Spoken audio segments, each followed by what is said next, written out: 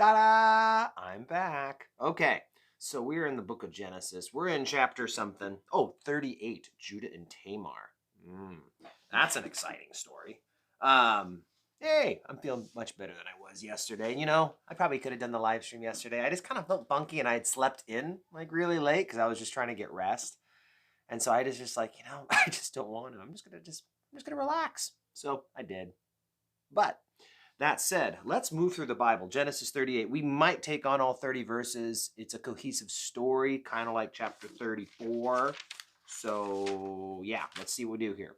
It came to pass at that time that Judah departed from his brothers and visited a certain Adulamite whose name was Hira. It seems that Judah gets away after that ordeal with Joseph. Maybe he wasn't happy with how things turned out, and so So Judah saw their daughter, a certain Canaanite, whose name was Shua, and he married her and went in to her. And so she conceived and bore a son and called his name She conceived again and bore a son, and she called his name Onan. She conceived yet again, and she bore a son, and she called his name Shelah. He was at Chezib when she bore him. Then Judah took a wife for his firstborn, and her name was Tamar. Verse 7. But Judah's firstborn, was wicked in the sight of the Lord, and the Lord killed him. And Judah said to Onan, well, I'll pause there. Okay, so we're going to walk through this all today, and it's probably going to be more of a walkthrough, which means I can't go down all the rabbit trails, right? But right off the bat, he was wicked in the sight of the Lord, and the Lord killed him. Well, there you go. I'm going to throw this out really shortly, but it's a good application. There are two types of people in this world. People who are bound for heaven and people who are bound for hell. Now, rather than going into some kind of, I'm not trying to get into election and anything like that, but simply put, there are people who, right, one way or another, when they die, God knows which way they were headed. God knows before you were born which way you were going to go. It's not a surprise to him.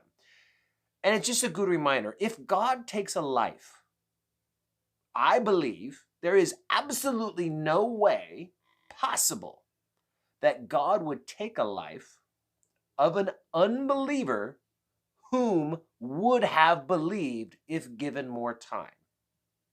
There's just no way you can convince me of that. So, taking that as a fact, which I guess we could look up verses to try and nail that down, but you could look up those verses on your own because you're a Berean and you study the scriptures. But if that's the fact, then if God takes the life of a believer, well, then he goes straight to heaven. At Disneyland, we call that the fast pass. It's really not a bad thing for them. And if God takes them, I'm sure he does it for good reason. If God takes the life of an unbeliever, whom he knows would never become a believer, then what good is that person's life on the earth? Would they not only bring pain, destruction, more sin upon the earth? So if God knew there was no way, he goes, I know, no matter what we think, because we obviously, we love people, and we want to be optimistic, and we hope that they'll come to the Lord. But God knows. And so if he takes the life of an unbeliever, he's doing us a favor, whether we realize it or not. If he takes the life of a believer, he's doing them a favor, whether we realize it or not. So that's a little side teaching, but I think it's important to know.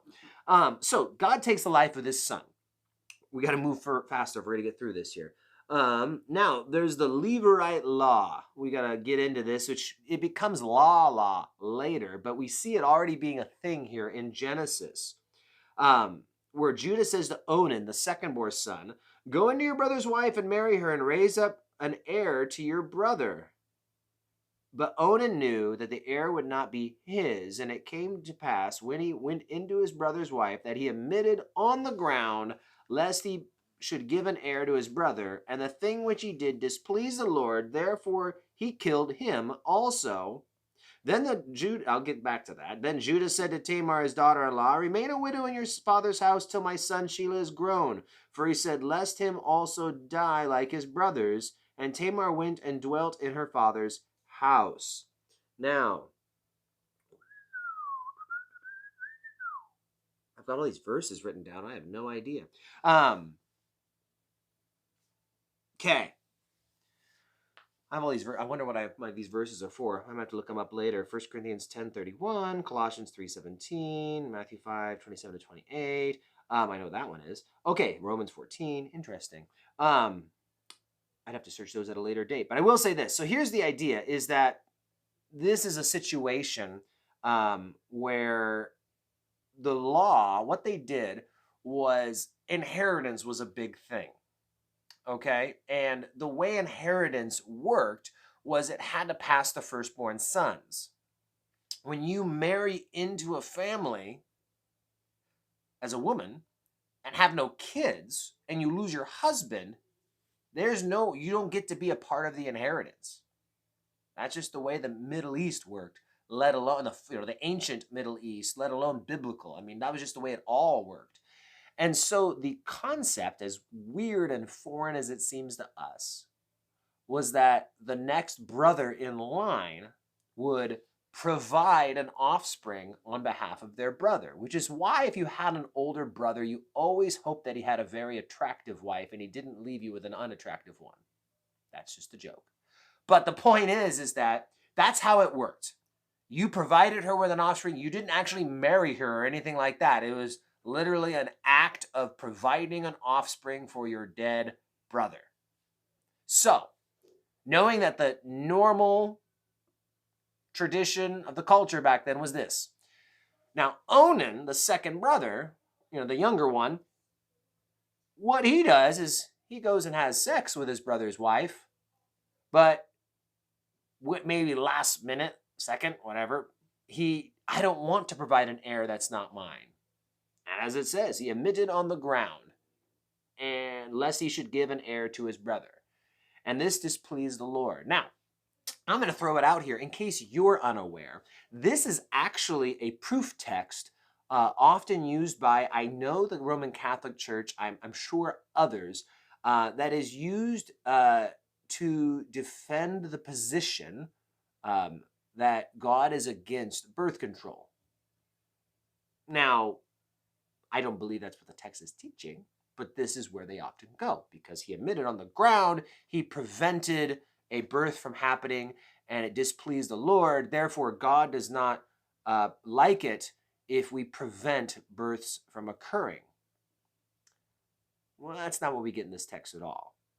It was his act of disobedience that he was laying with his brother's wife, his late brother's wife, for the purpose of producing an offspring, and then he backs out at the last second, and that upset the Lord.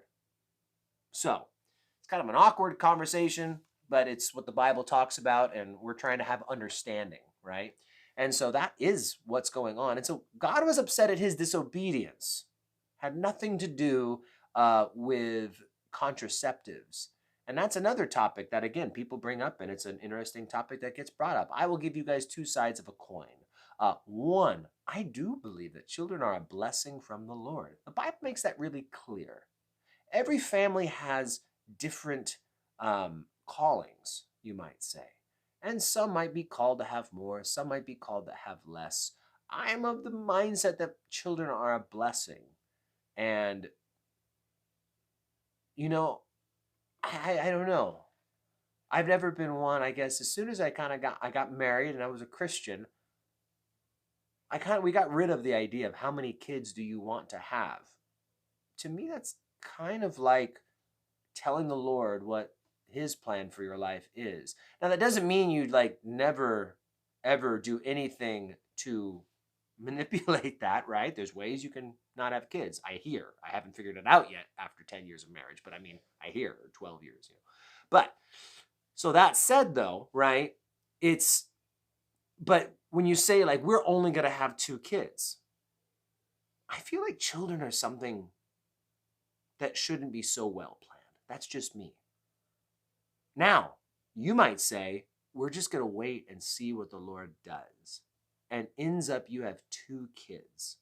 And for whatever reasons, God calls you to that. Some people have the quiverful background where, kids are like arrows in the quiver, which the Bible says. And it's like, man, you always want to have more arrows for battle, so you want to have as many kids as possible. Maybe, but Paul the Apostle actually said that he was single and would love to see more people single and not even married.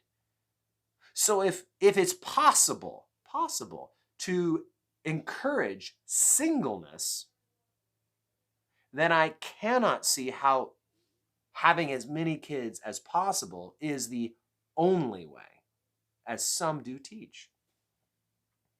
We keep going over all these doctrinal things. We'll never get through this chapter at this rate. So maybe we'll cut it a little short, and I'll just continue a second on this, because that's a catch, is that children are a blessing from the Lord, and yet some people might be called to a life in ministry that would not be conducive with many children. Paul obviously felt it was not conducive to his ministry to even be married. There is no one size fits all for the Christian, aside from waking up before the sun to pray. But there's just no one size fits all for the Christian, right? I mean, there's no this is how many kids you're supposed to have. This is what your family is going to look like. But I will say this, that for those who do have kids, raising them up in the Lord, that's something you sign on for. You don't sign on to have children without raising those children. Maybe some of what Onan's problem was that. You see, if you can't be faithful with 2 kids, then there's no reason for you to be unfaithful with 3. And I will also say this, is that good parenting, when you have 1 kid, it's called double teaming. 2 parents, 1 kid, very easy. When you have 2 kids, it becomes man coverage. With 3 kids, you have to go to zone. Once you have 4 or 5 kids, pretty much all your defense is basically a Hail Mary, but in defensive mode, where you're just hoping for the best.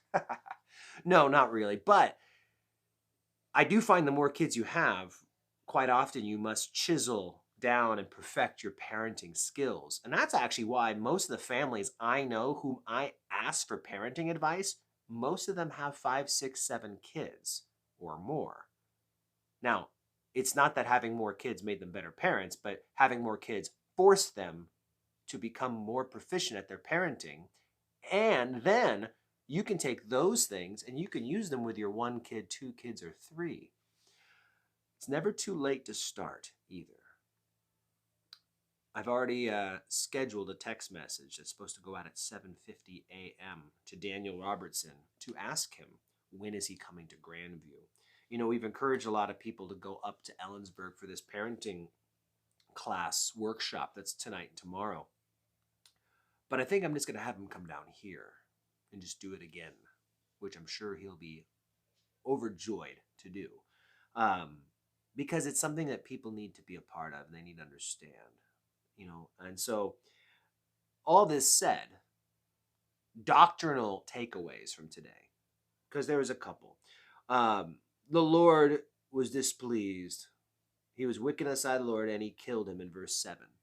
Remember, if the Lord takes a life, now, this is a fallen world. We get old and die. There is sickness. There is natural disaster. Not all deaths are necessarily the hand of the Lord coming down to take it. So I believe that, we're in a world where things are happening. But on the flip side, God can take a life. Very much so. In fact, we saw that at our church last Sunday night with communion, where God was taking the life of people who were abusing the sacrament of communion. But those would have been believers. And he was just taking them home, because those kids were just causing a lot of problems. He's like, it's time for you to come home for a really long time out. And if he takes the life of the wicked, again, I firmly do not believe God would take the life of someone whom he would have came to the Lord if he had been given more time, because he is long-suffering. That's the only reason the rapture hasn't happened, because God is long-suffering, and he is not slack as some count slackness. So, and then, again, contraceptives, I can't find anything in the Bible that would be against them. So, yeah, I just, yeah, again, other churches, Catholic Church, it's, they just don't have a leg to stand on, really, and this is a pathetic leg if it's the leg they're choosing. Um, Onan was disobedient in what he did because he was supposed to create a child because it was a very specific situation. This is not a generalization that you can use to everyone. But again, many children, few children, I would just hope that you would trust the Lord with that. That it wouldn't be, we are planning on, but that it would be more of a, you know what? We're just going to prayerfully move forward and see what the Lord has in store for us.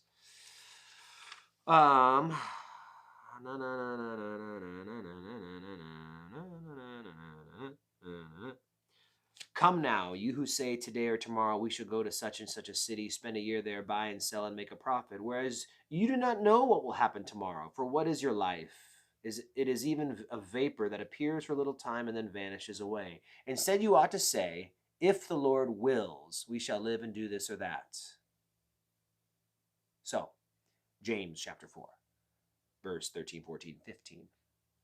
Who are you to say, like, we should only have one kid, or we're going to have 10 kids? You know what? Just say, if the Lord wills, we'll have as many kids as he wants. So, I think that's wisdom. All right, guys, God bless you. I will see you bright and early tomorrow morning, 7:30 a.m., live from Ellensburg. You guys take care.